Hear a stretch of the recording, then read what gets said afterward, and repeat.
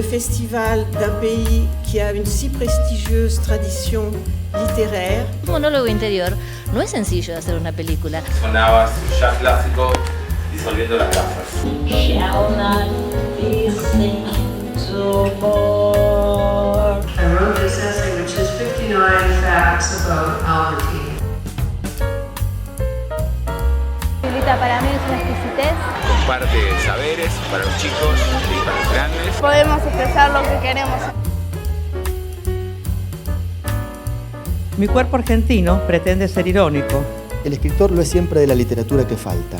Hay una cuestión geográfica en la circulación de la literatura, una cuestión de mapas y fronteras, ciertas rutas que lleva tiempo recorrer.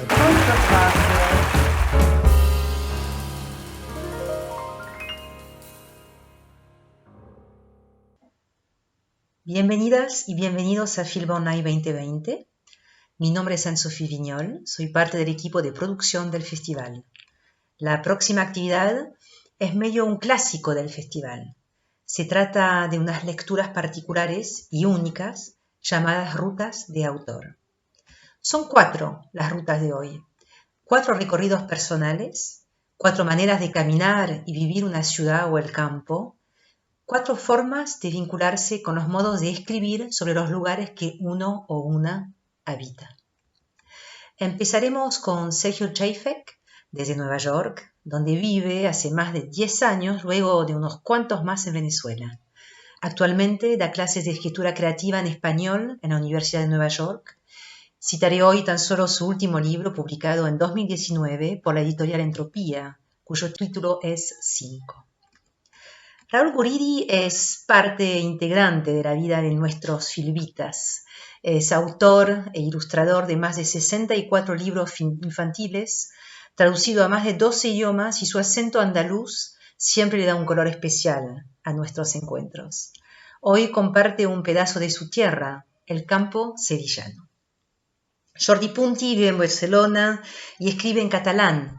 Publicó varios libros de cuentos hasta que en 2010 salió su primera novela, Maletas Perdidas, por la editorial Salamandra, que fue galardonada por múltiples premios. Su último libro, Todo Messi, Ejercicio de Estilo, por Anagrama en 2018, es una oda al mejor futbolista de la historia. Marie Guéric nació en Bahía Blanca, es poeta y colabora en diferentes revistas virtuales e impresas.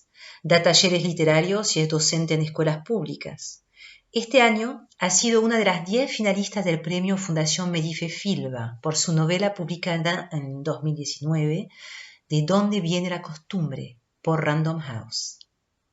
Les invitamos a disfrutar de este encuentro literario, virtual, diverso y multidisciplinar.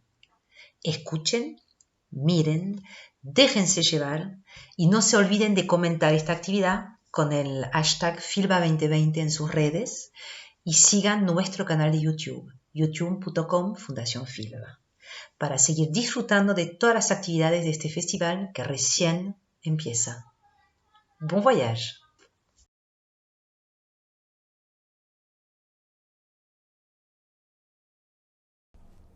$10.000 pasos cada día. Cada día hago 10.000 pasos por mi ciudad. 10.000 pasos son cerca de 6.000 segundos. 1 hora y media para reencontrar calles, esquinas, casas, tiendas, bares, coches, parques, estatuas, personas, amigos. Mis paseos suelen ser circulares. Me alejo para volver después a casa, igual que un boomerang. Pero a veces me da gusto que sean lineales como el vuelo de una flecha, del punto A al punto B. Hay días en que pienso que ya he intentado todos los trayectos posibles, pero una ciudad es siempre un jardín de senderos que se bifurcan. A cada rato me obliga a escoger un destino. Además, aunque repita un recorrido, nunca me aburro. Barcelona cambia constantemente y ante mis ojos se renueva cada día, para bien y para mal. Las ciudades son camaleones que mudan la piel según nuestro estado de ánimo. El asfalto mojado en un día de lluvia puede brillar como el paso fugaz de una rata de cloaca, o como el fulgor irreal de un río de mercurio. Por decirlo con Heráclito, nunca cruzamos 2 veces la misma calle. Algunos días añado música a mis paseos. Camino con un podómetro en la cintura y los auriculares en los oídos, y así me convierto en una especie de agrimensor sonoro. Ahora sé que el disco Abbey Road de los Beatles dura unos 4.000 pasos, o lo que puede ser lo mismo desde una de las plazas de Gracia hasta las puertas de la catedral en el barrio gótico. La ciudad también cambia bajo la influencia musical. No es lo mismo bajar por la Rambla de Cataluña escuchando las canciones de New Order, que te impulsan a ir más rápido, o con la música de Michael Nyman, que parece una banda sonora de la vida moderna contemplativa del flaneur. Cada melodía reescribe mis pasos. El arco de triunfo modernista se vuelve más inhóspito, como la entrada al infierno, si paso por debajo mientras escucho a Nick Cave.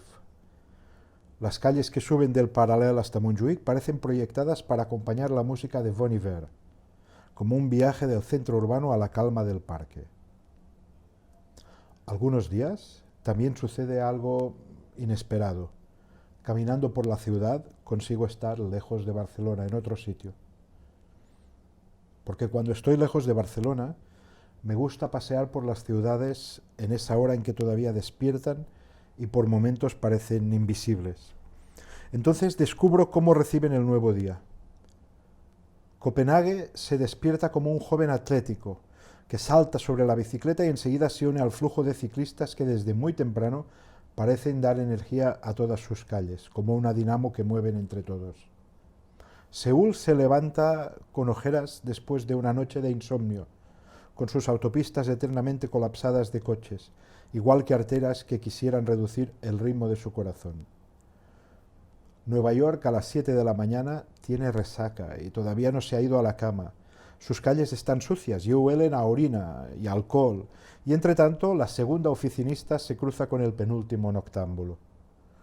Roma bosteza de sueño atrasado, mira por la ventana, se rasca la cabeza y vuelve a la cama. París es una dama que se despereza en su alcoba mientras las calles ya huelen a colonia y a croissants calientes, y poco a poco se viste añorando los años salvajes de estudiante. ¿Y Barcelona? Bueno, Barcelona se levanta en silencio, se mira en el espejo del baño y le pregunta cada día quién es la más bonita. Las horas se le pasan esperando una respuesta que no siempre llega. 2 meses al año Barcelona se magnetiza con todo el esplendor del Mediterráneo. No me refiero al verano, sino justo antes y justo después. El olfato me dice que junio y septiembre son los meses más marítimos para la ciudad. Esas semanas en que hace buen tiempo, el sol calienta sin quemar, uno se toma el primer y el último helado de la temporada. Un mediodía de mayo andas por la calle y de pronto una brisa que llega del mar, salada y limpia, te envuelve y te narcotiza los sentidos. Es como una llamada tribal, lo dejarías todo y bajarías a saludar al Mediterráneo, a los barcos que llegan al puerto, a la playa aún desierta. Los poetas han descrito el hechizo de este aire nuevo cuando el mar más allá del puerto se ha soltado la cabellera. Tal vez no nos damos cuenta, pero los barceloneses nos pasamos la vida persiguiendo este olor marino.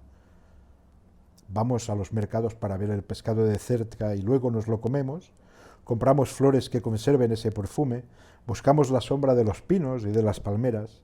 En verano bajamos a la playa, nos bañamos hasta que anochece, bebemos en los chiringuitos y nos parece estar dentro de un dibujo de Mariscal. En invierno subimos a las colinas para ver la ciudad y enfrente a lo lejos la franja azul del mar. De repente parecemos aristócratas pasando revista a sus posesiones. Pese a sus caprichos de nuevo rico y su entrega al turismo, Barcelona es una buena ciudad para pasear.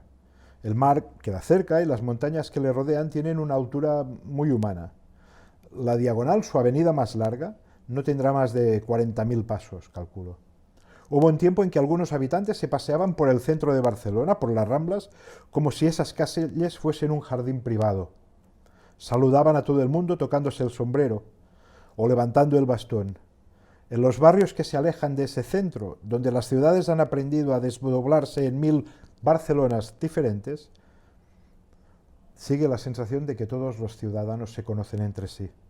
Paso junto a ellos, cuando camino los veo un día tras otro y nos reconocemos sin conocernos. Barcelona me gusta los días en que menos se parece a Barcelona también. Quizás sea porque yo siempre quiero estar en otra parte. Soy inmenso, contengo multitudes. A veces cuando camino y me cruzo con la gente, pienso en este verso de Walt Whitman. Si todos contenemos una multitud de gente, tal como yo creo, entonces es casi un milagro que dos personas se crucen dos veces siendo ellas mismas. Cada persona contiene una ciudad, y por lo tanto cada ciudad contiene una multitud de ciudades también. A veces en mis paseos por Barcelona busco esas otras ciudades con un afán de explorador. Basta con detenerse en una esquina, fijarse en una ventana en el paisaje urbano, reseguir la forma de una callejuela que lleva a una plaza. Así, en otoño, cuando el viento se lleva las hojas de los plátanos, la calle Trafalgar y las rondas de Sant Pere y Sant Pau me recuerdan a los anchos bulevares de París. Casi sin quererlo busco el resplandor de una luz mortecina en las buhardillas de las casas, la sombra del pintor Nunell refugiándose en un portal acompañado de Ramón Casas. O en días soleados, cuando abandono el laberinto de calles del Gótico y llego de repente a la Vía Laietana, me asombra la altura de sus edificios, la vista que va de montaña y desciende hasta el mar. Y recuerdo que Manuel Vázquez Montalbán encontraba el perfil de Manhattan en esta calle tan única y tan moderna en Barcelona. O si sigo caminando Vía Laietana y me adentro en la retícula de la Barceloneta, su atmósfera de pescadores, la ropa colgada en los balcones, ese olor de mar mezclado con el humo de sardinas a la parrilla, me lleva de inmediato a Lisboa. Hamburgo se oculta en el puerto comercial. La playa se llena de brasileños que juegan a vóley y buscan su garota de Ipanema.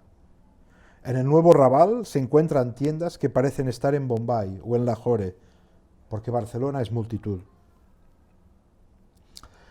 Si el espacio de la ciudad es limitado, ¿cuál es el tiempo de Barcelona? Bueno, Barcelona vive atrapada entre el pasado y el futuro. Su presente es etéreo, gaseoso como la vanidad que le marca el paso, y se autodestruye en contacto con la realidad.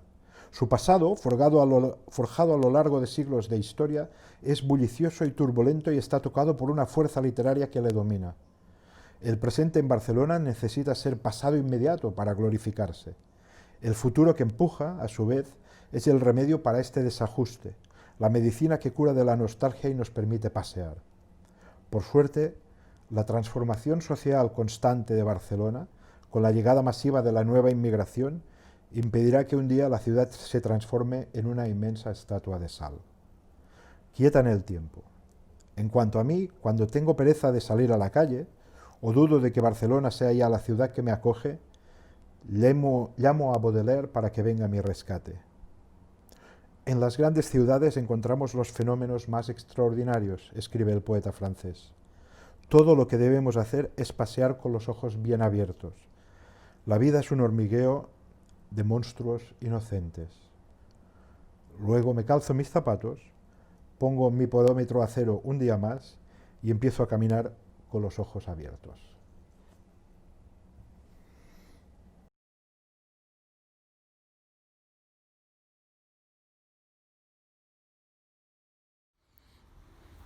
Camino rural, Guridi. Tengo un camino preferente, una salida necesaria, pero en este no paseo, corro y lo recorro. A veces paro y mientras el aliento lo recobro, miro todo lo pequeño con asombro. El paisaje en invierno se vuelve verde, en otoño desaparece y en primavera reverdece. Y en verano, ¡ay, en verano! Los girasoles me siguen al pasar, como si conmigo quisieran hablar. Al fondo, siempre el silencioso olivar, tan agreste y curtido, y tan sufrido. Este es un paisaje duro, con historia de luchas, con risas y cante, con baile, flamenco y mucho arte. Para sentirme bien no necesito más, unirme con la tierra y ver el viento pasar, para crear, para amar, para vivir en paz. Mi tierra es Andalucía, el sur. Mi mar es el campo. Allí quiero nadar.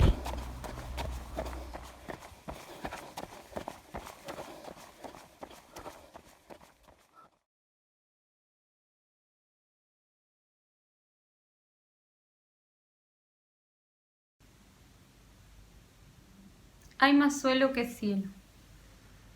¿Por dónde paseo tu recuerdo? que cuando volví a Bahía sentía que ya no tenía ninguno, o que al tener tantos la memoria existe pero el recuerdo es irrecuperable. Un enredo enorme dentro y sin lengua que hasta cuesta conversar. Ahora me gusta estar acá, haber vuelto donde fui hasta los 25. La memoria vuelve como un ajuste de cuentas con el tiempo. Así como era cuando vivía acá, las ideas llegan de a una y despacias con la promesa de lanzarte hacia adelante, pero... Hoy garubaba y fui al chino. 2 cuadras nomás, pero acá se hacen lentas. El paisaje será. Esquivé charcos y compré alfajores 2 por 100, lentejas 60, masitas 5 por 90. Las cosas han cambiado, es decir, sigue siendo todo descampado, ya no baldío, pero hasta el último yuyo han lustrado, loteado y puesto un cartel de venta. Está el mercado, enfrente una verdulería, más para allá una panadería y para atrás a 2 cuadras de la ruta, más un mercado. Civilización pura para tanto criadero de bicherío. Antes era el plan de vivienda y después nada. Busqué a Filia y a Tana, salimos y cruzamos el asfalto, seguí por el camino de tierra. Junté a Selga, que hay más humedad que hace 10 años, y ellas crecen como maleza. Lo mismo manzanilla y lavanda, otra cosa que se ha distintado. La cosecha nos alejó tomadas por las narices, subimos hasta la ruta, les dije a Filia y a Tana, es una aventura, y entramos a la banquina. Caminamos contra los camiones de carga que vienen del sur y a favor de los que van para más al sur. Algo peligroso entendí, pero ya estábamos ahí y la única manera de salir era seguir haciéndolo. Tana querida lloraba mansa y tiraba de su correa para apurar el paso. Ahí que levanté a Filia en brazos, pasamos y retomamos el descampado con el alivio de volver a sentir nuestro propio peso nada más. No era puro volver a la casa después de eso, mejor sentarnos sobre las acelgas a mirar ese gusto barato de los que tenemos ojos. Corría un buen viento, es decir, se hacía notar, pero era amable y no levantaba tierra. Nos recostamos sobre el yuyo duro, los aguiluchos volaban sobre nuestras cabezas y se estacionaban en el terreno más allá. Ese lugar es de ellos, pienso ahora. El cielo se puso verde, naranja y azul profundo. Había llegado la hora exacta. Una hora exacta que quiero traer porque un lugar es un tiempo, se ve cálida, pero es fría a razón del sol perpendicular a la tierra que cuento. Seca y craquelada, pastada de yuyo, crece con filo. El frío tiene una luz gris azulada donde el brillo eléctrico de las fábricas y galpones reluce y reluce. Arma un camino de antorchas para la llegada de la noche, un héroe. En esta hora hay más cielo que suelo. Saqué fotos, pasé a esos que quedaron en Buenos Aires. Mica, el Guido, la Yani, el Adrián, Amanda, Ann, Gaby, Maga, la Dani, la Lore. La Ceci, Escafati, que le decimos Chapi. Dai y Vic, Ana Caro, Moshi y Cata. Panda, Caro, el Patri, el Coli y Guido, el otro. Pai, Tuti, Joaquín, Rita y Sofi, Diego, Cami y Marian, Fran. No sé si a todos les pasé, pero los pensé. Y a veces para comunicarse con eso alcanza. Solo uno contestó, hay más suelo que cielo, señaló. Y pude levantar la cabeza, planear desde la ruta, pasar encima, descampado, barrio de plan de vivienda, sortear postes de luz, anaranjados y de nuevo descampado. Desde lo alto nos vi quietas, caminata sobre el trazo marrón, calle de tierra, dibujando con los ojos una línea más abajo de la mitad del paisaje y pensando, cierto, hay más suelo que cielo.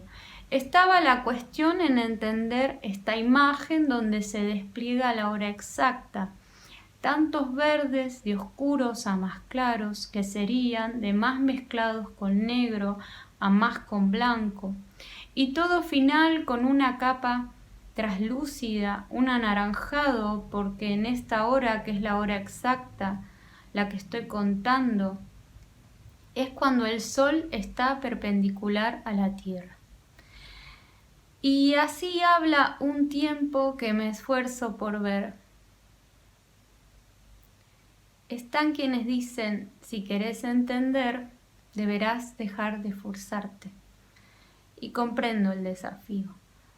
Más que nada cuando miro hacia arriba y dibujo esta línea de horizonte que se llama imaginaria y los loros del parque de eucaliptus pasan de regreso a sus casas, cuevas en la tierra que rascan con sus picos, un espectáculo musical hermoso de la hora exacta.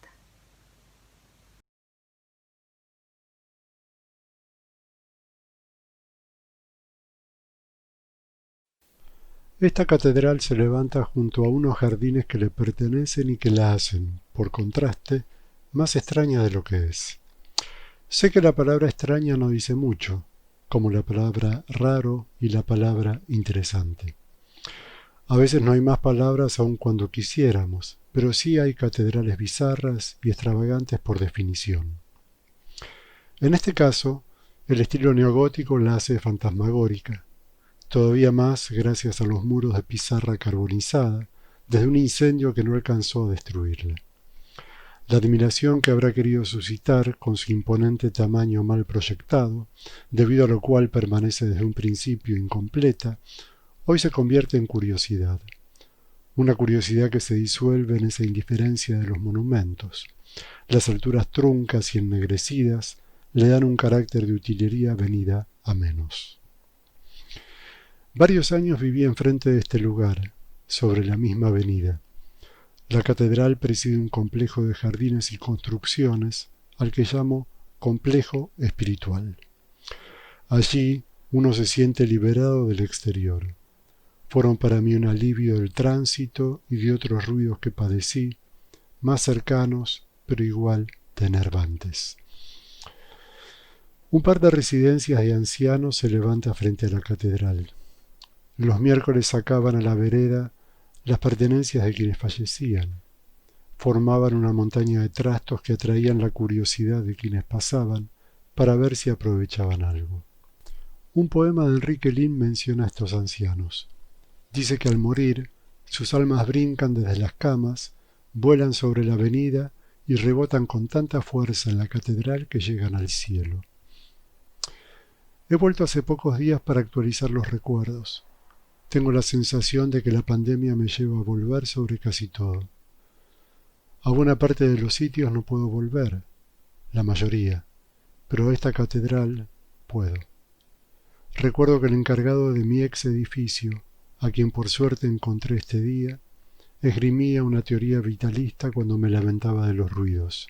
Me daba ánimos diciendo que el ruido simboliza vida. En tiempos normales las escalinatas estaban repletas de visitantes. Los buses de turistas esperaban en doble fila con los motores en marcha, cuyos ruidos sufríamos los vecinos como injusto castigo. En la noche, las mismas escalinatas se poblaban de indigentes cargados de carritos, mantas, mochilas y bolsas de nylon. Algunos formaban grupos, otros se mantenían apartados. Nunca escuché un rumor o ruido que viniera de esas presencias. Pueden ver acá una imagen de las posesiones de alguien sin hogar, en plena restricción neoyorquina por la pandemia. Un caso claro, exagerado, pero sumamente gráfico. Entonces, por una parte la catedral inmensa, de gran altura, y al costado, como una trastienda o como una distracción trascendente, las bajas edificaciones y los espacios abiertos. El contraste es demasiado fuerte y así se disimula. Uno podría decir el peso de Dios, como diría Lin, la catedral maciza, junto al aire suspendido entre la claridad y las sombras. En medio del jardín principal, una miniatura de basílica, y adelante, casi sobre la avenida, una gran fuente de la paz. Pueden buscar todo esto en internet. En algún lado leí que la fuente de la paz es un encargo de contenido espiritual, hecho por las autoridades religiosas. Obra onírica o esotérica, caben otras esdrújulas. El borde de la fuente está tachonado de seres esculpidos en pleno clímax de peripecias fantásticas, y en el centro se levanta un gran cuerpo multibestial, también en medio de increíbles enfrentamientos de leyenda. Desde la calle, un camino pavimentado se interna en el complejo espiritual. Al fondo se levanta el colegio. Hace unos años, Jeff, un vecino, como si fuera un secreto, me dijo que este colegio no da gran importancia a la religión y atrae alumnos de distintas confesiones. Los pavos reales transitaban y transitan por el fondo. Saben aprovechar las anomalías de la arquitectura incompleta. Puede vérselos en las cornisas medias de la catedral, vigilantes sobre arcos, balaustradas o salientes, o sencillamente mientras caminan por el suelo.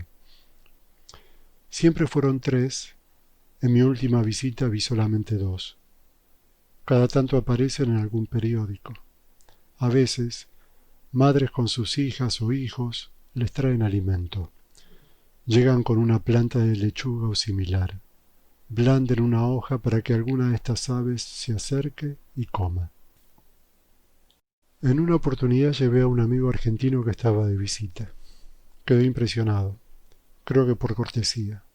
Como ahora, no me resultó fácil transmitir mi apego hacia estos animales. Un apego sentimental. Ese día los pavos estaban menos huraños que de costumbre. Habían dejado las alturas y recorrían el predio con tranquilidad. Otro ingrediente importante del complejo espiritual es el jardín bíblico. Dice un cartel que solo incluye plantas presentes en las Sagradas Escrituras. Por dimensiones y diseño, el jardín transmite una calma más asociada a la experiencia de la miniatura que a la conexión espiritual. El mobiliario es también medio gótico, poco confortable, apto para sesiones de contemplación bastante adustas. Quienes llegan al jardín bíblico buscan una pausa no muy prolongada, creo. Tanta paz, tanta calma, recuerdo. Hace años andaba por allí cada día. Creía que los ruidos de la avenida eran abolidos por los muros de la catedral. Me gustaba pensar que los tempraneros buscábamos empaparnos de silencio para luego resistir lo que trajera el día y esperar. Cruzaba la avenida y me internaba por el camino pavimentado. Más lejos del ruido, me sentía más a salvo.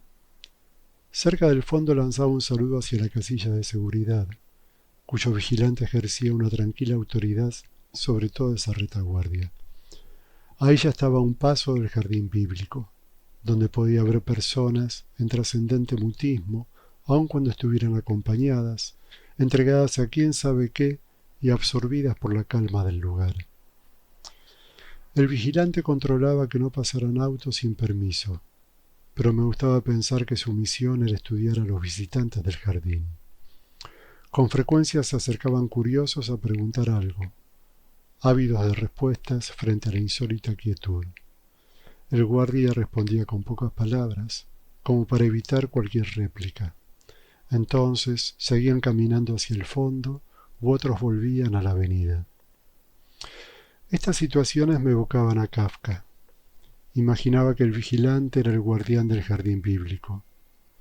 Una fortaleza abstracta e inaccesible, cosas por el estilo, cuyo acceso estaba regulado por una ley insondable.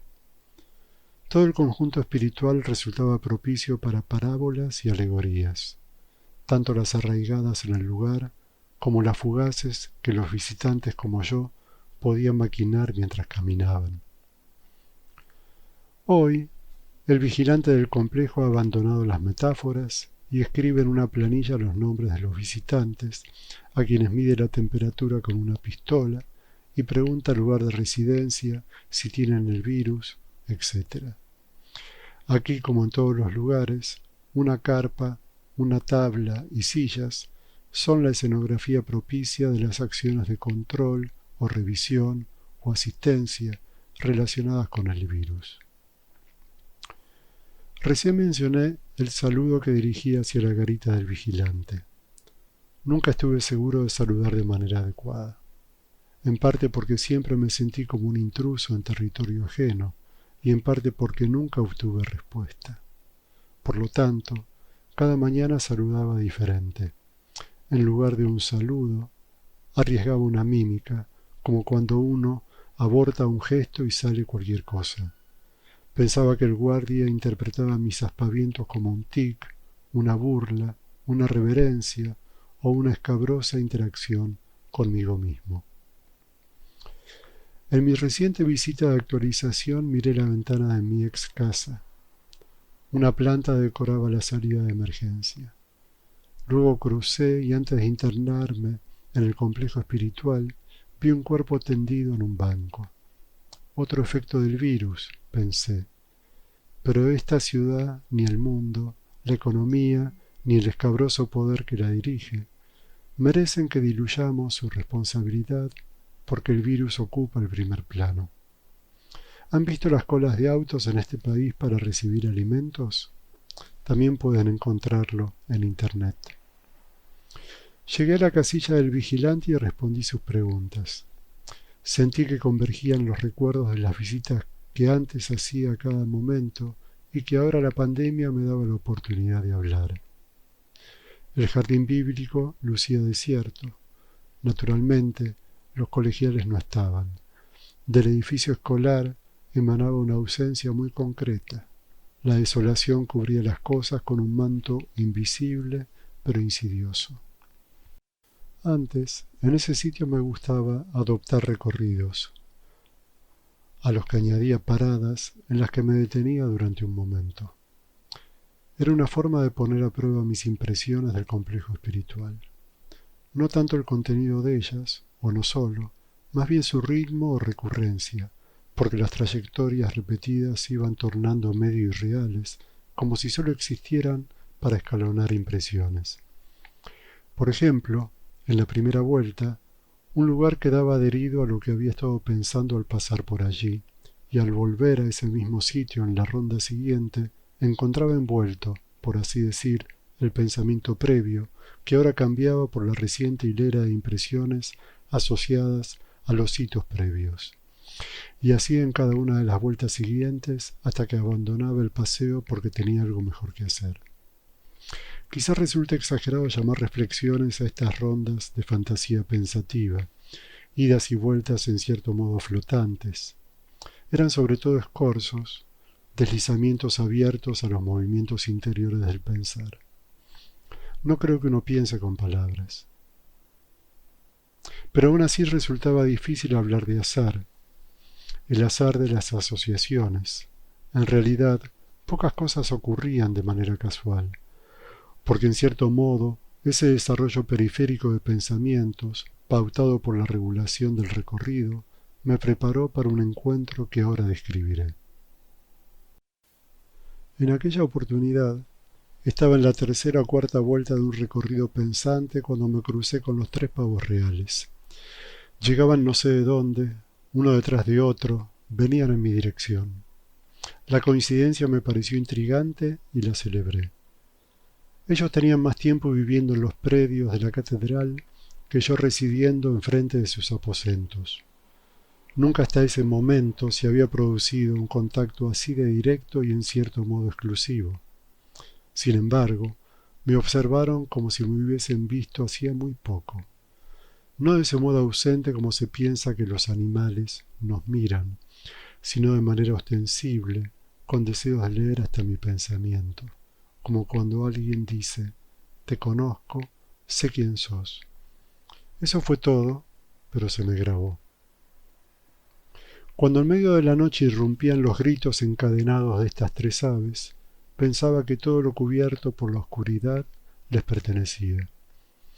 Me despertaba un momento antes de oírlas, como si se hubiesen anunciado en silencio y los alaridos fueran ecos de algo inaudible para el oído humano, que solo al descomponerse como ruido podemos imperfectos escuchar. En esos momentos, mi vecino estaba con su familia tras la pared que dividía nuestras casas. Seguramente todos dormían, también sus 2 perros. Me preguntaba si alguno de ellos escucharía aquellos gritos. ¿Los tomarían, al igual que yo, como una presencia vigilante, parlamentos de una escena nocturna de apropiación? ¿Aludirían a una imagen mental de los pavos reales que podrían acaso retener en sus mentes? En una ocasión, con mi vecino salió el tema de los pavos reales. Me extrañó que Jeff diera el nombre de gritos a sus cantos o llamados. Contesté que yo los consideraba igual, y se me ocurrió preguntar si acaso él suponía, como ocurría conmigo, que al grito más o menos desgarrador de esos pavos no podía corresponder otro nombre, porque uno sentía que gritaban en lugar de uno mismo, Jeff o yo en este caso, como protesta contra los ruidos atronadores del día. Animales a quienes no podíamos prestarle una voz y que sin embargo alcanzaban a expresar algo que nos concernía, ofreciéndonos la suya. Por eso, hablar de canto o llamado no parecía pertinente. Como dije, los pavos estaban por lo general subidos a alguna cornisa, pero a veces los movía la curiosidad o querían alimentarse y andar, y para ello visitaban la superficie. Si la hora de entrada o salida del colegio los encontraba rondando por allí, se ponían nerviosos sin escapar. Permanecían a un costado, absortos en su intranquilidad, con sus largas y espléndidas colas erizadas. Más de un alumno rozaba las plumas como si lo hiciera sin querer. Eso confirmaba varias hipótesis sobre la curiosidad en general, porque los niños querían saber cuán suaves o rugosos eran esos prohibidos e increíbles encajes, aun cuando pudieran ser reprendidos. Y los pavos estaban dispuestos a correr el alto riesgo con tal de sentir el contacto de los seres humanos, acaso adivinar la piel de sus dedos, y en general entender mejor todo lo que ocurría. Sí, en esos días me maravillaba la manera como los pavos sucumbían a la curiosidad, igual que muchos de sus vecinos.